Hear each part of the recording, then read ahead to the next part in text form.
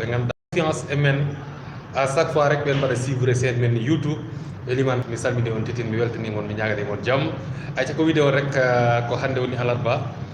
inchallah na hawri e balɗe sappo e lewru mars hitande ujunaji ɗiɗi e nogas e goho émission men dental fulɓe inchallah ma fuɗɗo 20 heures 20 heures si Allah lamɗo jaaɓi ni no dañirata no en kala alarba rek nder haalirde RMK FM 93 point ko vidéo rek minen ɗo e Damale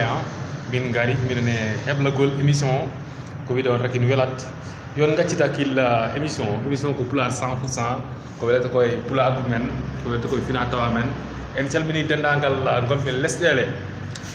woni Europe Asie Amérique Afrique fof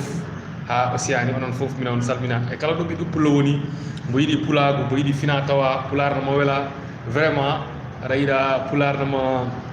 yewta vraiment ko vidéo rek onon ji émission dental fulɓe machallah e musidɗo men Elimane Ka ko weltare tan vraiment kala alarba on ji eɗen ɗo e Damale radio municipal Kaolack 93 point on ji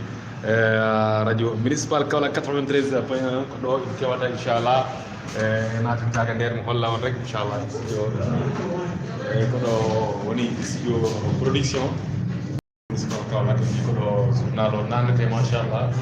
eyi ko ɗo rek ina kewata ayca vidéo rek kono inchallah ko noon tan min yarata ala ji ɗo ko rédaction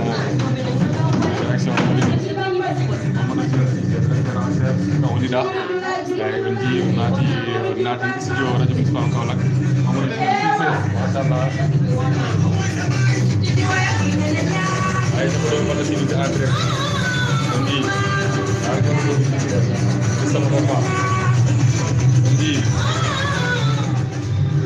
voilà ko ni yarata vraiment ɗo e radio municipal Kaolack 93 point 1 vraiment